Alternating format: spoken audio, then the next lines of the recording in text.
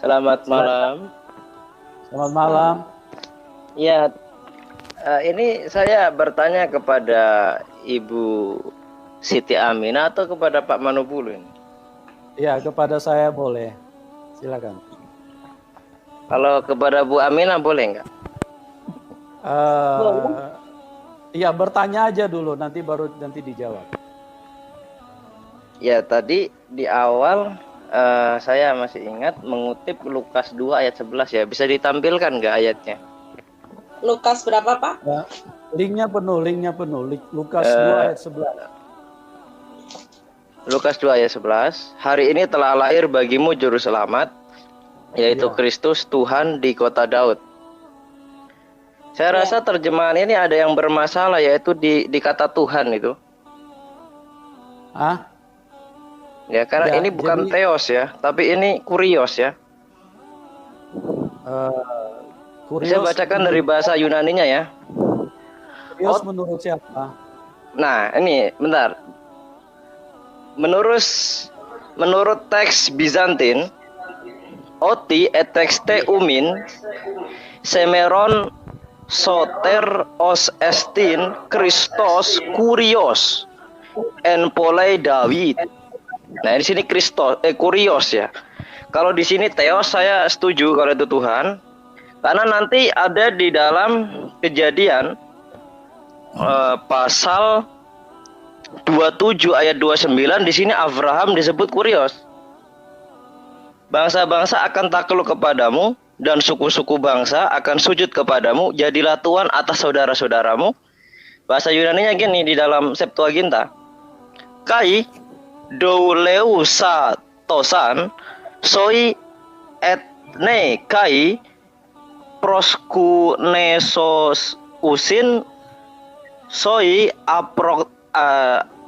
arhontes kai ginou kurios. Nah, di sini Abraham juga kurios. Nah, Yesus kurios. Kenapa kok Abraham tidak jadi Tuhan kalau begitu? Ya, gini. Ini gimana Bu Deborah? Sama-sama kurios kok, yang satunya Tuhan, yang satunya bukan. Gini Mas Rangga, ya, Anda kan bertanya di sini ya. Iya, saya bertanya. Memang itu kan ya, kalimat saya kalimat bertanya itu. Interrogatif ya. Bertanya. Ya, oke, saya sudah kasih clue-nya di awal, ya, ini bukan ruang untuk berdebat, ya. Jadi kalau kita jawab, ya silakan dijawab. Tidak usah memaksakan pendapat ya, silakan dijawab karena sama-sama kurios kok, yang satunya. Ya, mau kurios kah, mau kuros kah, mau kures kah, mau kurais kah, bagi kami itu tidak urusan dengan kami. Dan harga mati firman Tuhan itu mengatakan Kristus itu adalah Tuhan. Ya. Jadi silakan firman dalam terjemahan Indonesia.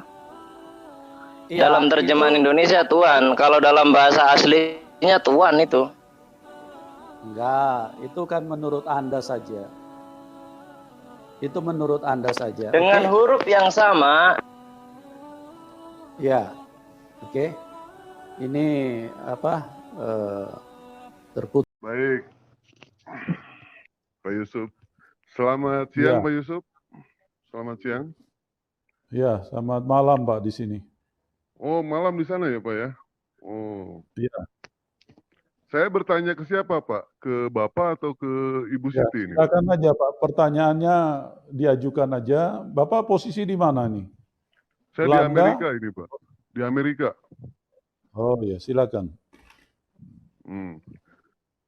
Ini Pak, saya mau menanyakan mengenai masalah ayat Kejadian 8 ayat 21 itu Pak. Ya. Bisa tolong dibacakan Bu? Kejadian 8 ayat 21.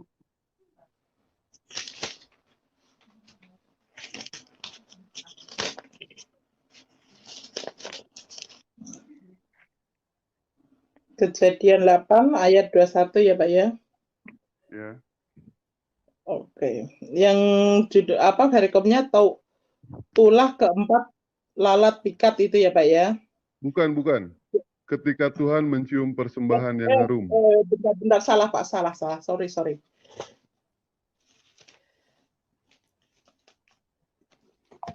Kejadian. Oke. Kejadian 8 ayat 21. Oke. Oh ini ya. Air bah surut ya Pak ya. Ketika Bukan, ketika Tuhan mencium ya persembahan yang harum. iya kan perikopnya kan air bah Oh iya, surut iya. Pak. Jadi jangan Iya, iya. mencomot ayat. Itu loh. Baik. Ya, 21. Ketika Tuhan mencium persembahan yang harum itu, berfirmanlah Tuhan dalam hatinya, Aku takkan mengutuk bumi ini lagi karena manusia, sekalipun yang ditimbulkan hatinya adalah jahat dari sejak kecilnya. Dan aku tak akan membinasakan lagi segala yang hidup seperti yang telah kulakukan. Terus?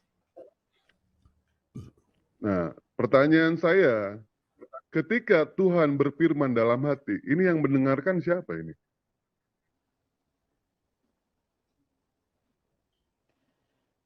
Kan dalam hati, Pak. Iya, yang mendengarkan siapa? Kok bisa dicatat ayatnya ada?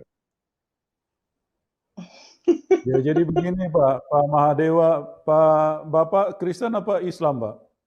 Saya Muslim, Pak. Oke. Jadi itulah ajaibnya Tuhan Yesus. Ya. Oh, ajaib. Itulah hebatnya Tuhan Yesus karena Tuhan Yesus itu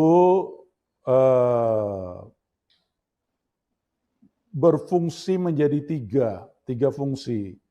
Ada fungsi Roh Kudus, Pak. Roh Kudus itulah yang berbicara dan menjelaskan kepada Musa pada waktu itu.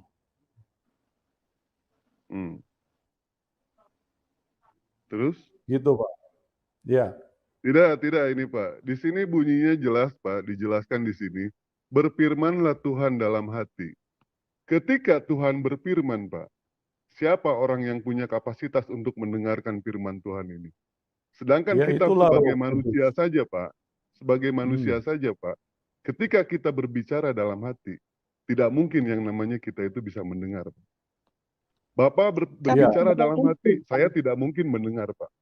Mau setinggi apapun orang itu, mau sesakti apapun dia, baik itu seperti Angling Dharma ataupun Brahma Kumbara, ini tidak akan sanggup Pak untuk mendengar ketika Tuhan berfirman Ya, dalam hati. Begini Pak Mahadewa, itu kan kalau menurut logika manusia, menurut akal manusia. Tapi kalau menurut cara kerja Tuhan yang tidak terbatas, segala sesuatu itu mungkin. Tuhan itu satu, tapi dia tiga fungsi. Ada fungsi Bapa, Putra, dan Roh Kudus. Nah, Roh Kudus itulah yang berfungsi untuk menjelaskan kepada hamba-hambanya apa yang ada di dalam hati Tuhan. Itu. Makanya lantas yang siapa mendengarkan siapa itu Pak? Siapa yang mendengarkan begini, siapa, Pak? Siapa yang mengerti apa yang ada di dalam roh kita? Ya, roh kita sendiri. Nah, Roh Kudus itulah yang berbicara kepada Musa, makanya Musa tulis itu. Musa tulis di dalam sebuah kitab. Itulah kitab Kejadian. Terus? Ya seperti itu, Pak. Tidak, Pak. Makanya saya beritahu begini. Gini, penjelasannya begini ya. Itulah di dalam kekristenan itu sangat sempurna, Pak. Makanya ada tiga fungsi. Bapa, Putra, dan Roh Kudus. Saya tidak menanyakan itu, Pak. Saya tidak menanyakan fungsi itu, Pak. Ya, begini Pak, tolong kalau saya lagi jelaskan, tolong Bapak diam dulu ya, supaya Bapak bisa paham. Silakan. Baik. Oke. Silakan. Kitab Kejadian itu ditulis setelah 2500 tahun dari manusia pertama. Ya, ditulis oleh Musa. Siapa yang memberitahu kepada Musa tentang kejadian di Taman Eden dengan manusia pertama? Yaitu juga Roh Kudus. Makanya di dalam kekristenan itu ada tiga fungsi. Ada fungsi Bapa, fungsi Anak, dan fungsi Roh Kudus. Nah, Roh Kudus itulah yang mengajarkan kepada hamba-hambanya cerita yang sebenarnya gitu loh. Lantas pada saat Tuhan berfirman dalam hati, apakah Nabi Musa bisa mendengarkan itu, Pak? Nabi Musa tidak mendengarkan, tapi Roh Kudus yang ada di dalam di dalam Allah itu sendiri, dia yang mengerti, dialah yang jelaskan kepada Musa. Di sini tidak ada Gitu, penjelasan Roh Kudus, Pak. Di sini, Pak. Jadi Bapak jangan ngarang cerita. Di sini nggak usah ngarang cerita, Bapak. Di Ya, sini jelas gini, disebutkan, gini berfirmanlah Bapak, Tuhan dalam hati. sebentar Pak, diam dulu. Bapak jangan memaksakan otak Bapak di sini. Bapak kan bertanya, saya jelaskan, Bapak kalau tidak percaya ya Bapak silakan keluar dari link ini. Gitu Bukan loh. tidak percaya, Pak. Justru di sinilah. Ya, artinya susah ya dijelaskan sejelas apapun, tetap aja mereka. Ini saya ada sedikit pertanyaan, boleh enggak? Iya, boleh. Oh ya. Tapi Ini saya perkenalkan nama dulu saya. iya, bukan untuk berdebat ya, Pak. Iya, bukan untuk berdebat. Cuman ada satu pertanyaan yang mengganjal di hati saya itu.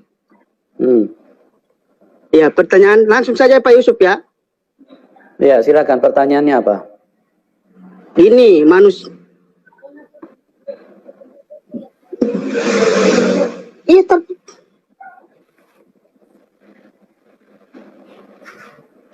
Halo. Ya, halo, begini Pak Yusuf. Ya. Pertanyaan saya, Bunda Maria itu manusia kan? Betul. Ya, bisa mati juga kan? Betul. Nah, Tuhannya Pak Yusuf itu Yesus kan? Iya. Nah, artinya yang bisa mencabut nyawa manusia itu kan Tuhan, iya kan? Ya. Nah, berarti Yesus itu termasuk golongan apa Pak Yusuf? Coba. Ya Tuhan lah. Enggak, maksudnya kan anak yang membunuh ibunya itu termasuk golongan anak durhaka kan? Loh, kematian itu kan bukan produknya Tuhan, itu kan produknya setan. Oh gitu ya. Otoritas Tuhan itu apa saja Pak Yusuf kalau boleh tahu? Ya, otoritas Tuhan menghidupkan. Tidak bisa mematikan ya? Ya, kalau mematikan itu setan, Pak. Tuhan itu baik, tidak pernah mematikan manusia. Terus manusia mati ini selama ini itu karena apa Pak Yusuf? Siapa yang mencabut nyawa itu Pak Yusuf? Iya, siapa yang mencabut nyawa itu? Ya, itu yang mencabut nyawa itu. Setan yang mencabut nyawa manusia, Pak. Makanya Tuhan Yesus datang untuk menebus supaya apa? Supaya orang-orang yang mati di dalam Tuhan yang sudah percaya itu diselamatkan. Roh jiwanya dibawa pulang ke surga, hanya dagingnya yang mati. Tapi kalau orang ya, tidak percaya Tuhan Yesus, itu mati semuanya, roh jiwa dan tubuhnya mati semua, Pak. Oh begitu ya. Nah sekarang begini, yang mencabut nyawa ya Yesus itu siapa Pak Yusuf? Kan Yesus mati 3 hari. Yang mencabut nyawanya Yesus itu siapa? Dia menyerahkan nyawanya untuk penebusan dosa. Iya, saya paham itu Pak Yusuf. Yang saya tanyakan itu yang mencabut nyawa Yesus itu siapa coba? Kan Yesus manusia, ya kan? Dia akan mati untuk menebus dosa, Pak. Upah dosa itu maut. Iya, saya paham itu Pak Yusuf. Yang saya tanyakan, siapa yang mencabut nyawa Yesus itu ketika mati di kayu salib? Iya, dia mati karena menanggung dosa manusia. Iya, saya paham itu Pak Yusuf. Yang saya tanyakan, sekali lagi yang saya tanyakan itu, yang mencabut nyawanya itu siapa Pak Yusuf? Saya tidak tanya dia menyerahkan nyawa atau tidak Pak Yusuf. Iya, yang mencabut nyawa itu ya selama ini kan setan yang mencabut nyawa manusia. Oh, berarti ketika Yesus mati di kayu salib itu yang cabut nyawanya Yesus itu setan juga ya? Itu Bapak tidak mengerti. Itu karena penebusan dosa, dia membayar dosa, makanya dia harus mati. Gitu. Iya, saya paham Pak Yusuf, makanya saya tanya. Iya, sudah betul seperti itu. Terus apa lagi pertanyaannya? Enggak, cuman itu saja. Cuman itu saja. Ya, sudah jelas seperti itu. Yang penting, ya ini terus. Yang penting Anda harus tahu bahwa satu-satunya yang keluar dari kuburan itu Tuhan Yesus, karena maut tidak bisa mengalahkan dia, maut tidak bisa menahan Tuhan Yesus di dalam kuburan, karena Tuhan Yesus tidak berdosa. Itu ya, tadi terputus ya, roti isi selai ya.